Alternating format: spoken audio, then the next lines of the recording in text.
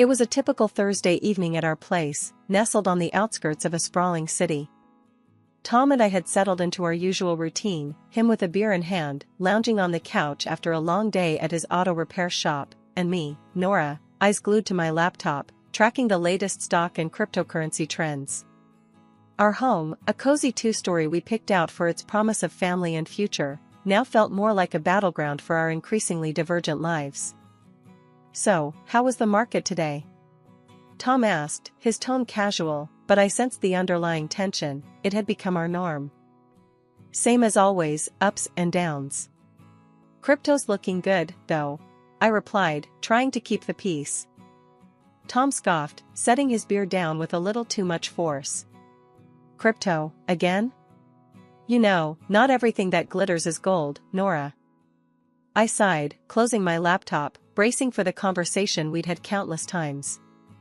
"And not every car that comes into your shop is worth fixing, but you do it anyway, because you see the value in it." "Why can't you see the value in what I'm doing?" "Because cars are real, Nora. You can touch them, fix them, sell them. What you're doing, throwing our money at the wind, hoping it'll fly back with more, it's just reckless." I felt the anger bubble up, the same old argument wearing thin. "Reckless? It's not reckless, Tom. It's calculated. There's a difference between gambling and investing. I wish you'd try to understand that." Tom stood up, pacing now. "Calculated? You call putting our hard-earned money into something as volatile as cryptocurrency calculated?" "Yes, I do, because I don't go in blind. I research, I study trends, I make informed decisions. It's no different from what you do with your shop." "My shop is a sure thing, Nora. People always need car repairs. But this? This is just a phase. What happens when it crashes, huh? What then? We could lose money in any investment, Tom. The shop could falter. Nothing's guaranteed. But we've seen good returns on my investments. Isn't that worth something?" Tom stopped pacing, running a hand through his hair in frustration. "It's not just about the money, Nora. It's about security, about not risking everything on a damn coin flip. Why can't we invest more in the shop, expand it?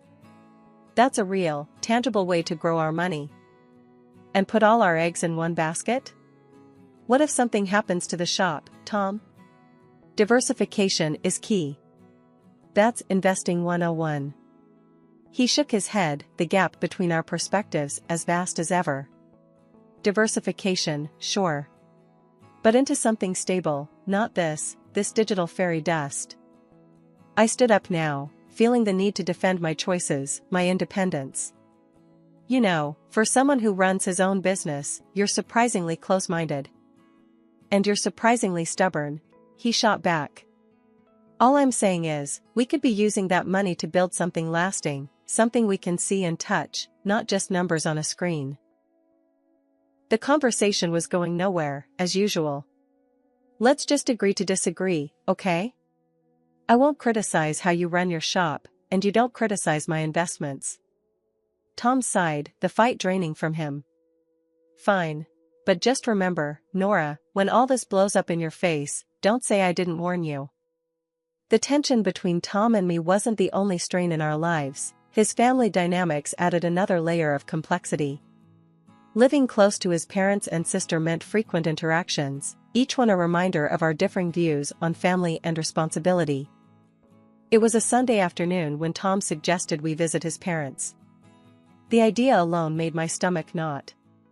It wasn't the parents I minded, it was Sarah, Tom's sister. Her lifestyle and choices were a constant source of bewilderment to me. "Come on, Nora, it's been ages since we've seen them. And Mum's been asking about you. And more. You know Dad is fighting cancer," Tom pressed, noticing my hesitation. "Yeah, I bet Sarah's missed me too," I muttered, my sarcasm not lost on Tom. "Look, I know you two don't see eye to eye, but can't you just—" "I don't know, try? For me?" Sighing, I agreed. "Fine, but I'm not staying if she starts on one of her shopping spree stories." We arrived to find Sarah already there, flaunting her latest designer bag. The air of superiority she carried like a perfume instantly grated on me. "Look at this, just got it yesterday. Isn't it just fabulous?" she gushed, barely acknowledging our presence. "It's something," I managed to say, biting my tongue. Tom's mother, oblivious to the tension, ushered us in. "Nora, dear, so glad you could make it. You two should visit more often." The afternoon dragged on, with Sarah dominating the conversation, recounting her latest vacation and shopping exploits. I tried to keep a neutral face, engaging in minimal conversation, but my patience was wearing thin. "So, Nora, still playing with your stocks and bits?" Sarah sneered, her tone dripping with disdain. "It's called investing, Sarah. You should try it sometime instead of blowing through money on things you don't need." I shot back, my annoyance breaking through. Tom shot me a warning look, but it was too late. Sarah scoffed. "Investing? Please, like gambling on the internet is anything to brag about. At least when I spend my money, I have something to show for it." "Something to show until it goes out of fashion next season," I retorted, unable to help myself. "That's enough, both of you," Tom's father interjected, his tone stern. "We're here to enjoy each other's company, not to argue about whatever this is." The rest of the visit passed in an uncomfortable silence. As we left, Tom couldn't hold back his frustration. "Nora, why do you have to provoke her? Can't you just let it go for one afternoon?" "Me? Provoke her? She's the one who started it with her snide remarks. I'm just not going to sit there and take it, Tom. It's just, sometimes I wish you'd try a little harder, for the sake of peace." "Try harder? Tom, I'm not the one splurging on luxuries and then flaunting them in everyone's face. Why doesn't anyone tell her to stop acting like a spoiled brat?" "Because she's family, Nora. We look out for each other, even if we don't always agree with what they're doing." "That's just it, Tom. Looking out for each other is one thing, but enabling bad behavior is another. There's a difference, and it's about time someone pointed it out to her." Tom sighed, the weariness evident in his voice. I know. But what can we do? She's set in her ways, and Mom and Dad aren't going to change how they treat her. It's not just about Sarah, Tom. It's about us, too. How are we supposed to plan for our future when there's always going to be this financial black hole in your family? "We'll figure it out, Nora. We always do." The news hit us hard and fast. Tom's dad, Mr. Harrison, had lost his battle with cancer. It felt like one moment we were discussing treatment options, and the next, we were plunged into mourning. Amidst the shock and grief, Sarah, Tom's sister, took charge of the funeral arrangements. It wasn't long before she dropped a bombshell on us about the cost. Sitting in our living room, looking like a storm cloud had settled over his head, Tom relayed what Sarah had told him. "Nora, Sarah says the funeral's gonna cost $60,000. She's expecting us to chip in half." I nearly choked on my tea. $60,000? Tom, that's insane. Are we funding a funeral or a royal wedding here? Tom's face darkened, his eyes narrowing. "Now's not the time, Nora. This isn't about the money. It's about giving my dad the send-off he deserves." "But $60,000? There has to be a mistake. It's too much." "Too much?" Tom's voice rose, and I could see the vein in his forehead starting to pulse. "My dad has just died, Nora. And here you are, haggling over pennies. What's wrong with you?" I flinched at his harshness. "I'm not haggling, Tom. I'm just shocked. We never even spent that kind of money on our own house."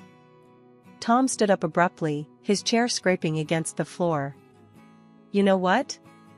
I don't need this. I don't need you telling me what's too much for my own father's funeral. If you can't see past your damn spreadsheets for once, maybe you should just stay out of it." The hurt from his words cut deep, but I swallowed my retort. This was grief talking, not my Tom. I'm sorry, Tom. I'll transfer the $30,000 to Sarah. It's just, this is a lot to process. Tom paced the room, hands buried in his hair, a gesture of frustration I'd come to recognize over the years. Yeah, well, it's not just about the money, Nora. It's about doing right by him. And if that means paying whatever it costs, then so be it. When I confirmed the transfer to Sarah, Tom barely acknowledged it, lost in his own world of grief and anger. The distance between us felt like miles, not the few feet of our living room. Walking into the funeral agency, I felt the weight of the world on my shoulders. The last few days had been a blur of grief and confusion, but nothing could have prepared me for what I was about to learn. I'm here for Mr. Harrison's funeral, I announced to the woman behind the counter, trying to keep my voice steady. She looked up from her computer, her expression apologetic. I'm sorry, ma'am, but you're a day late. Mr. Harrison was cremated yesterday. My heart stopped. What? But, how? I was told the funeral was today. She shook her head gently, her eyes full of sympathy. The family requested to move the date forward. I'm very sorry for your loss and the confusion. I stood there, dumbfounded, my mind racing. How could Tom not tell me? Why was I left in the dark about such a significant change? Fuming, I dialed Tom's number, my fingers shaking with anger and disbelief. Tom, why the hell didn't you tell me the funeral was moved? I just showed up like an idiot, only to find out I missed everything. Tom's voice was cold, detached. Because I didn't think you cared, Nora. All you've done is complain about the costs and question every decision. Why would I think you'd want to be there? Because he was my father-in-law. Because I'm your wife. How could you just exclude me like that? My voice cracked, a mixture of hurt and fury. Well, maybe not for long, he shot back, and I could almost hear the bitterness seeping through the phone. What's that supposed to mean? I demanded, my heart sinking. I'm done, Nora. I can't do this anymore. I can't be with someone who's so indifferent. You're more concerned with your bitcoins and shares than with this family. I've got the divorce papers ready. His words were like a slap in the face. Divorce? Was he serious? You're kidding, right? Over this? Tom, we can talk about it, we can work things out. No, Nora. It's too late. The house is going up for sale. We'll split everything and go our separate ways. That's it. I was speechless, the reality of the situation crashing down on me. This wasn't happening. It couldn't be. Stunned, I wandered back to the parking lot, where I saw Sarah pulling in, driving a brand new luxury car. The sight of it made my blood boil. Nice car, Sarah. Where'd you get the money for this? Inheritance? Her smile didn't reach her eyes as she tossed her hair back. Yeah, something like that. Dad left me a little something. The casual way she mentioned her father, with shopping bags in her hands and not a trace of sadness on her face, was infuriating. A little something, huh? Looks like mourning is treating you pretty well. Sarah's smile faded, replaced by a smirk. Well, we all grieve in our own ways, don't we? Some of us invest in stocks, and some of us in cars. I clenched my fists, the injustice of it all burning inside me. This was all wrong. Tom and I were falling apart, and here was Sarah, benefiting from the chaos. Enjoy the car, Sarah. Looks like it cost a pretty penny. Or should I say, a pretty dollar? She laughed, a hollow sound that echoed in the empty parking lot. Oh, Nora, always so concerned about the money. Don't worry, it's all been taken care of. I watched her walk away, her laughter lingering in the air. The man I loved wanted nothing to do with me, and the family I had tried to be a part of was showing their true colors. The days following the funeral felt like navigating through a thick fog of disbelief and betrayal. The weight of the divorce papers in my bag felt like carrying a boulder, a constant reminder of my crumbling marriage. But the sight of Sarah's new luxury car planted a seed of suspicion that I couldn't shake off. Determined to get to the bottom of it, I decided to pay a visit to the funeral home, hoping to uncover some answers. Walking into the funeral home, a mix of suspicion and determination fueled my steps. It felt surreal, being here under these circumstances, but I needed answers. The place was quiet, the air filled with a solemnity fitting its purpose. At the reception, I recognized a face from the past: Jackie, a classmate from high school who'd ended up in the most unexpected of places. "Jackie!" I exclaimed, a bit too loudly for the setting. "I didn't know you worked here." She looked up, surprise flickering across her face, before recognition set in. "Nora? Wow, it's been ages. What brings you here? Something I can help with?" I took a deep breath, steeling myself for the conversation ahead. "Yeah, actually. It's about my father-in-law's funeral. I heard it was arranged here." Jackie's expression turned professional, but there was a hint of curiosity in her eyes. "Sure, let me pull up the details. Give me a sec." As she typed away, I fidgeted, the weight of the situation pressing down on me. The moment she found the record, her brows furrowed. "Okay, here it is." The service was pretty standard. Cremation was requested, keeping things on the simpler side. The total came to $5,000. My heart sank. $5,000? But that's not what we were told. We paid $60,000, or at least, we were led to believe that's what it cost. Jackie paused, her face a mask of concern. "That's a huge difference. It was Sarah who handled the arrangements, right? Everything here was billed at $5,000, no more."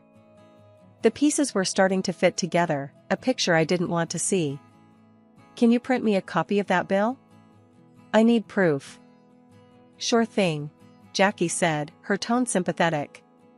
She quickly printed out a duplicate of the check and handed it to me. Holding the paper, it felt like a piece of a puzzle that would unravel a bigger deception. "Thanks, Jackie. I've got to sort this out."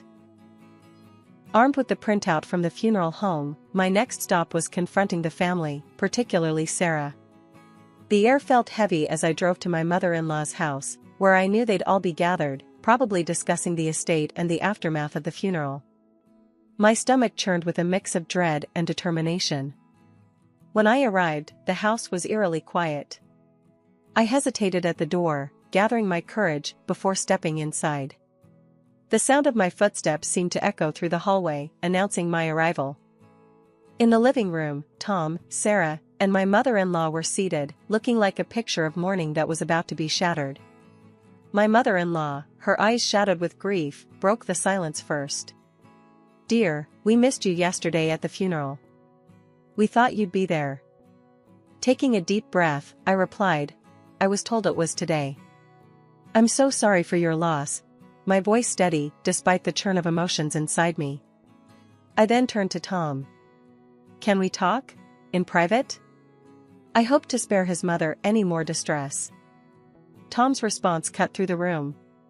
"No secrets here. You're not part of this family anymore, remember?" His words stung, but I pushed on, pulling out the check from the funeral home. "Then explain this to me.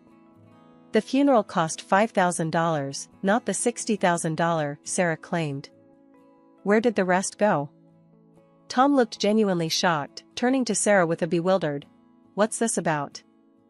Sarah squirmed under our gazes. I needed the money," she finally admitted, her voice small. The revelation seemed to hang in the air until Tom's mom, overhearing, added, "Your father saved for his own farewell. I even gave Sarah $10,000 more to cover everything." I did the math out loud, tension rising. $70,000 in total, and only $5,000 spent. "Sarah, where's the rest?" Flustered, Sarah confessed to splurging the money on a new car for herself, her gaze darting away, unable to meet mine.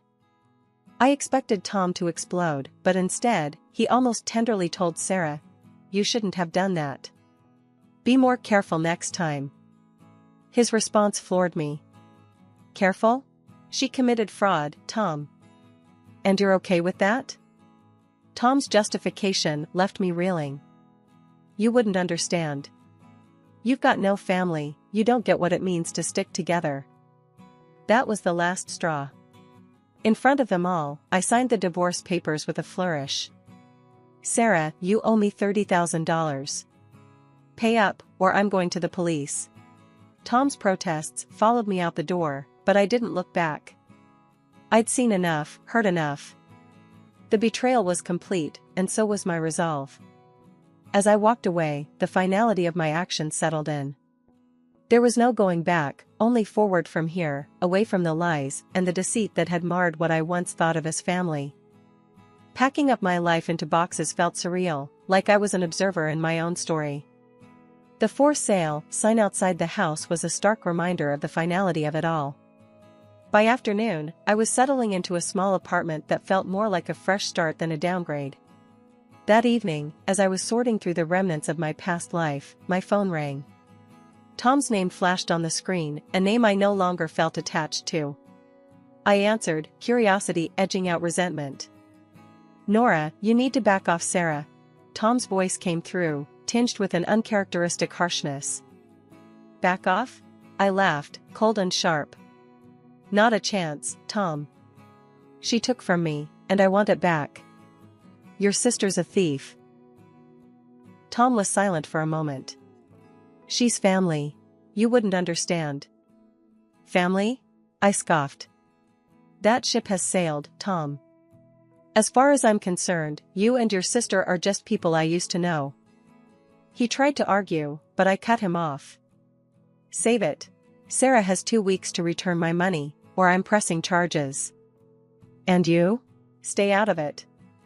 You're nothing to me now. Hanging up, I felt a mix of sadness and liberation.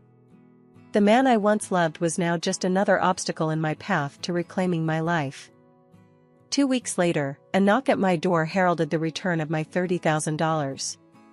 Sarah stood there, her posture defiant, a sneer playing on her lips.